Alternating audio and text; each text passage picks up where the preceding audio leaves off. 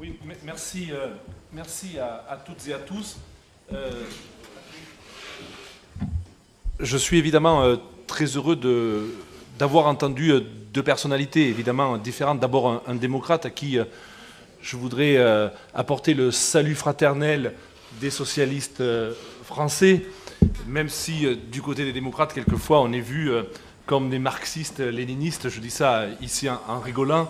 Il n'en demeure pas moins que le résultat qu'a obtenu Obama lors des dernières élections, pour beaucoup de socialistes, en tout cas français, était vu comme un élément aussi positif dans la politique étrangère des États-Unis et en particulier de votre formation politique. Et donc je suis évidemment heureux puisque, évidemment, les États-Unis jouent un rôle majeur dans l'organisation de la démocratie des pays qui aspirent évidemment à devenir libres. Et c'est le cas notamment du combat que mène Mariane Radjavi depuis un certain nombre d'années. Je vois mon collègue Kolkombe ici, où nous étions très peu à l'époque, puisque ça fait maintenant près de 10 ans que je suis à vos côtés. Et au départ, il y avait très peu de personnes qui pensaient évidemment que le Conseil national de la résistance iranienne puisse être reconnu pour ce qu'il est, c'est-à-dire la manifestation d'un groupe qui a pour mission de porter la parole de la laïcité, des droits de l'homme, de la démocratie, dans un pays que nous aimons évidemment tous. Je le dis ici parce que c'est important. Toutes les personnes qui sont dans cette salle sont des amis de l'Iran, qui est un grand pays, qui est un pays avec une culture absolument extraordinaire. Toutes les personnes qui sont dans cette salle, comme moi, sont des amis des Iraniens. Et quand je vois votre présidente dire qu'une intervention militaire de pays étrangers en Iran serait une mauvaise chose, je partage en effet cet engagement-là. C'est évidemment très important.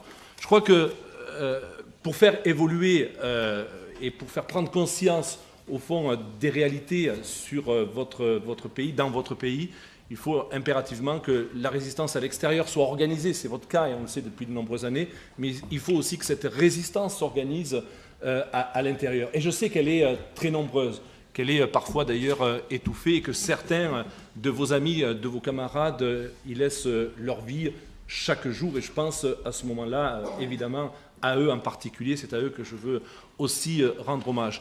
Il y a aujourd'hui du côté des autorités internationales, on l'a vu avec le représentant sénateur démocrate qui était ici, mais d'autres pays de l'Union européenne, des engagements très forts à l'égard de l'Iran pour une pression qui irait vers plus de démocratie. C'est notre engagement. Ça mettra du temps, inévitablement. Ça mettra du temps. Il faut que nous y travaillions. Les choses avancent doucement.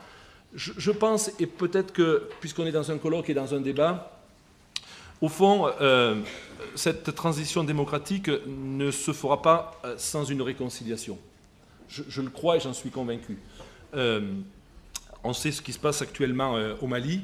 On a réglé partiellement le problème au Mali entre le nord et le sud, mais on sait tous en réalité que l'évolution de ce pays, d'un point de vue des institutions, se fera par des relations approfondies entre les ethnies. On voit ce qui se passe en particulier, puisque c'est un pays dont j'ai la charge ici à l'Assemblée nationale en tant que secrétaire parlementaire de la francophonie, en Côte d'Ivoire, où il y a eu des conflits majeurs dans ce pays. On sait que ça passe aussi là par la réconciliation, inévitablement, entre des parties prenantes, belligérantes, qui se sont à un moment donné affrontées. Donc je crois que l'étape d'après, puisque la reconnaissance aujourd'hui du CNRI sur la scène internationale est acquise, doit passer à un moment donné par une discussion avec celles et ceux qui pourraient être en place et qui seraient prêts, au fond, à faire en sorte que l'Iran puisse aboutir à un pays où la démocratie soit celle que vous souhaitez, un pays des droits de l'homme, un pays qui a toute sa place dans le concert international des pays libres, des pays où il fait bon vivre, des pays où les hommes et les femmes puissent s'épanouir en toute liberté. Voilà le message que je voulais vous faire passer. En tout cas, merci. Et je dirais un mot parce que je n'ai pas pu le faire la fois dernière, mais je le dis ici, lors de mes dernières élections législatives, et certains le savent ici, j'ai été personnellement attaqué par des sites internet, par des actions violentes qui ont touché ma personne et ma famille.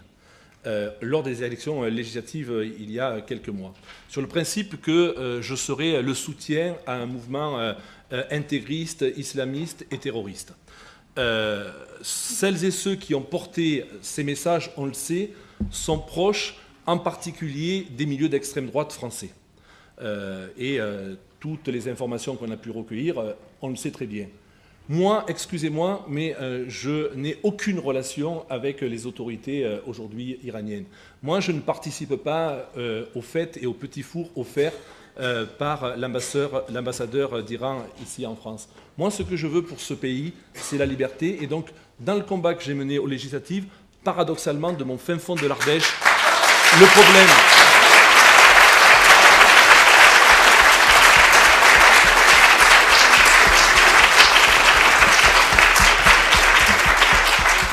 Le problème de l'Iran a été aussi dans ma campagne électorale, pour vous dire, et j'ai été aussi heureux d'accueillir de nombreuses femmes du CNRI dans un lieu où la résistance a été organisée par une protestante à l'époque, Marie Durand, qui est restée 30 ans embastillée dans la tour de Constance, qui avait ses convictions, qui étaient celles de la religion réformée, ce que l'on appelle les protestants, mais qui a cru à la liberté, qui a cru aux forces des droits de l'homme à l'époque, comme on le disait, et les députés qui se sont succédés après Marie Durand, même si elle n'a pas été élue, ont porté dans mon département ces valeurs de liberté. Et donc je suis aussi très heureux et content, Dominique, d'être à tes côtés, d'être à vos côtés pour porter ces valeurs de liberté. Merci. Merci.